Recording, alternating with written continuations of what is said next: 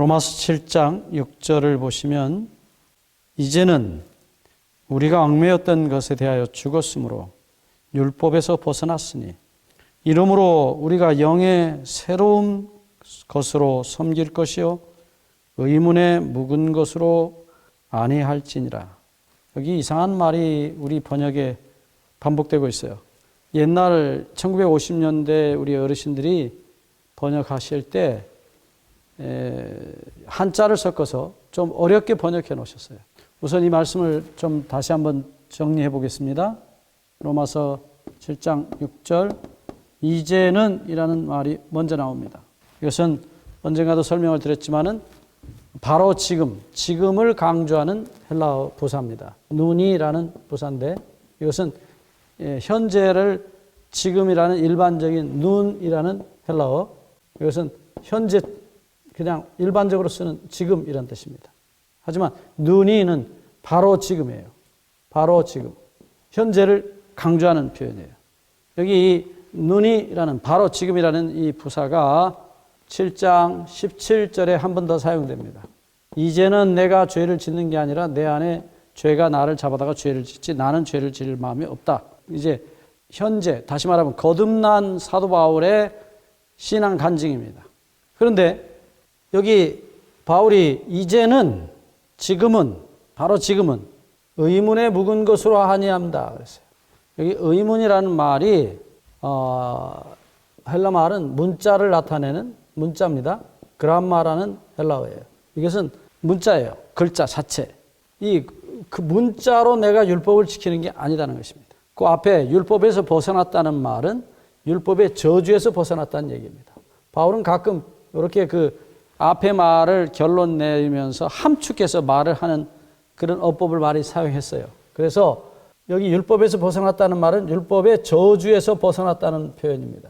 더 이상 율법이 나를 저주할 수 없다는 것입니다. 전 남편인 율법이 죽었어요. 그 율법이 저주하든 시키는 대로 안 하면 무조건 저주하든 그 저주하는 율법의 저주에서 내가 해방되었다. 새 남편이신 예수 그리스도에게 다시 재혼을 했다. 그런 말을 하면서 바울이 율법에서 벗어났다고 말을 하고 있습니다.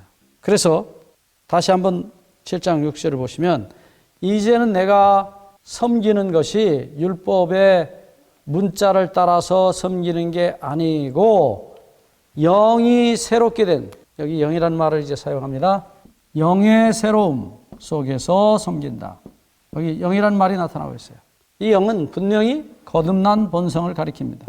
바울이 로마서 8장 9절에 말씀하신 대로 그리스도의 영이 우리 영 속에 계시면 우리가 육신에 있지 아니하고 영에 있나니, 다시 말하면 우리의 영과 우리 영 속에 새 영입니다. 물론 성령께서 들어오시면 그것을 영이라고 표현합니다. 그 영의 다양한 의미 중에 하나입니다.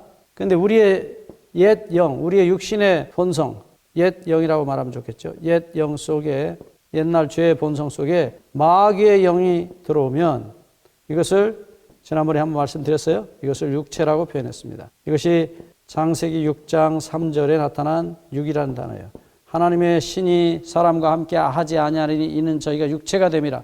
사람의 죄의 본성, 옛 영 속에 마귀의 영이 들어갈 때는 그것이 육체라고 불렸어요. 그것은 영적인 의미로 이 단어들을 사용할 때 쓰는 용법이에요. 그런데 어쨌든 보시죠. 영의 새로움 속에서 하나님을 섬긴다. 다시 말하면 율법의 문자적 의미, 문자를 따라서 의무적으로 사랑 없이 행하던 율법의 그 행위로부터 우리는 이제 벗어났다고 말합니다. 그렇게 할 때는 사랑 없는 율법은 계속해서 우리를 정죄하는 것입니다. 예수님께서 비슷한 말씀을 하셨어요. 마태복음 23장 23절에 보시면 예수님이 바리새인들을 향해서 가슴 아픈 말씀을 하십니다. 마태 23장 23절에 화 있을진저 외식하는 서기관들과 바리새인들이여, 너희가 박하와 회양과 근처의 11조를 들이되 율법에 더 중한 바 의와 인과 신은 버렸도다. 그러나 이것도 행하고 저것도 버리지 말아야 할지니라. 율법의 문자를 따라서 율법을 지킨 것과 그 율법의 정신, 율법의 내용, 본질을 너희가 버렸다. 예수님은 그 율법의 본질적인 사랑, 그 자체만을 강조하지 아니하셨어요.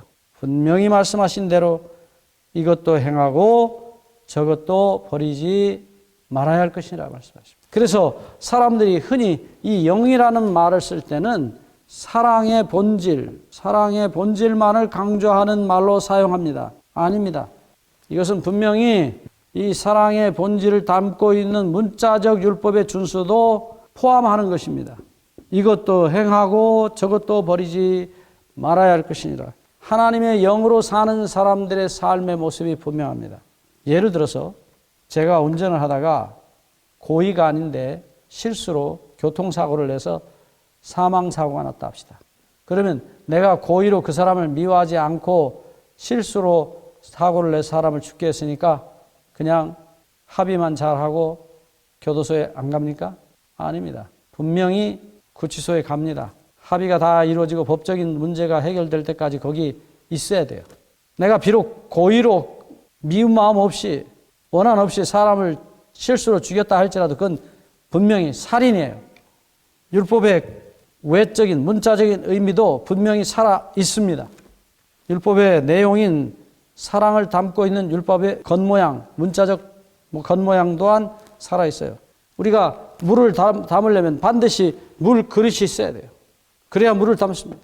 사랑이라는 율법의 본질을 담으려면 반드시 율법의 문자 또한 절대로 필요합니다. 많은 사람들이 율법을 잘못 오해하고 있어요. 심지어는 사랑만 하면 된다는 이상한 말들을 하고 있습니다. 그 말은 대단히 위험한 말입니다. 사랑만 하면 나쁜 행동을 해도 됩니까? 사랑을 위해서는 거짓말을 해도 됩니까? 그것은 소위 기독교 윤리학자들이 말하는 상황윤리적 개념으로 바뀔 수 있습니다. 옛날 제2차 세계대전이 마쳤을 때 유태인들이 러시아에 살고 있었어요. 근데 이 사람들을 이제 1948년 이스라엘이 독립한 다음에 이스라엘 정부가 유태인들을 환영했습니다. 많은 사람들이 그들의 고향으로 1900년 동안 잃어버린 나라로 돌아가기를 원했어요. 그런데 남편이 먼저 갔는데 아내가 소련 정부에 의해서 나갈 수가 없게 됐어요. 수용소에 갇히게 됐습니다. 그런데 이 아내가 생각하기를 어떻게 하든지 무슨 방법을 통해서든 사랑하는 남편에게로 가야 된다고 생각했어요. 그래서 나갈 수 있는 유일한 방법이 하나 있었는데 그것은 임신을 하면 나갈 수 있었어요. 그래서 거기 자기를 지키는 간수하고 간음을 해서 아이를 가지고 그래서 나왔다. 어쨌든 사랑하는 남편에게 돌아갔으니까 그것은 괜찮다. 상황윤리자들이 하는 소리입니다. 아닙니다. 분명히 요한일서 5장 3절에 하나님을 사랑하는 것은 이것이니 우리가 그의 계명들을 지키는 것이라고 말씀하고 있어요. 사랑하면 엄마 말을 듣습니다. 엄마 사랑해 하고 그냥 넘어갈 수 없어요. 사랑하는 엄마의 말을 순종하게 되어 있습니다. 하나님을 사랑한다는 말에 하나님의 율법을 없애버리는 희한한 우를 범하는 분들이 계세요. 하나님의 문자적 율법은 살아 있습니다. 그건 영원합니다.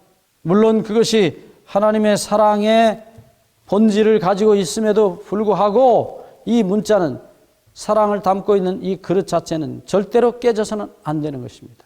이것 또한 중요한 것입니다. 예수님은 분명히 마태복음 23장 23절에서 너희가 이것도 행하고 저것도 버리지 말아야 할 것이라고 말씀했어요. 그러나 우리가 오늘 다시 보지만 성령께서 우리를 새로운 영으로 창조하실 때에 성령이 우리 가운데 들어오셔서 새 영 속에 들어오셔서 사랑이 율법이 의가 이루어지도록 만들어 주시겠다는 것입니다. 그래서 우리가 정말 이것은 중요한 이야기입니다. 정말 중요한 얘기입니다. 지난 시간에도 말씀드렸지만 이 새 영이 창조되지 않는 한 성령이 들어오셔서 일하실 공간이 없어요. 다시 말하면 새 마음, 하나님의 사랑의 법이 기록된 이 마음이 창조되어 있지 않는 한 성령이 들어오실 공간이 없다는 것입니다. 그래서 먼저 그리스도의 피로 용서받는 경험이 먼저 절대로 필수 불가결합니다. 예수의 피로 용서를 받아야 새 마음을 받을 수 있어요. 거듭 말씀드립니다. 디도서 3장 5절, 디도서 3장 5절. 성령의 역사는 반드시 앞에 뭐가 필요하냐? 중생의 씻음이 필요한 것입니다. 씻음. 여기 중생이란 말이 성경에서 명사로 처음 나옵니다. 우리의 거듭남의 씻음, 용서가 필요하고, 두 번째, 성령의 새롭게 하심, 우리를 새로 창조하시고 새로 율법을 기록하시고 성령이 그 안에 들어오셔서 새롭게 역사하셔서 율법이 이루어지는 역사는 바로 먼저 이 사랑의 법이 기록되지 않는 한, 영의 새로움이 우리 안에 창조되지 않는 한 성령이 들어오셔서 역사하실 수 있는 공간이 없다는 사실을 우리가 절대로 잊어서는 안 됩니다. 우리가 다음 시간에 이야기하겠지만 성령이 오시는 길이 너무나 분명한 것입니다. 아무렇게나 오시는 게 아닙니다. 아무데나 오시는 게 아닙니다. 성령을 모셔드릴 수 있는 길이 있고 하나님이 마련하신 방법이 있어요. 길이 있습니다. 우리는 그 길을 따라가야 됩니다. 왜 제가 이 말씀을 자주 또 반복하느냐?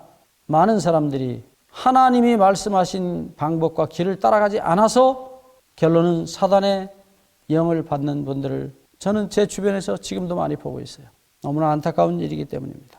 꼭 우리가 이 영의 새로움 속에서 성령으로 말미암아 우리가 하나님의 법을 정말로 우리 힘이 아닌 성령의 힘으로 지켜지는 역사를 누리시게 되기를 바랍니다. 감사합니다.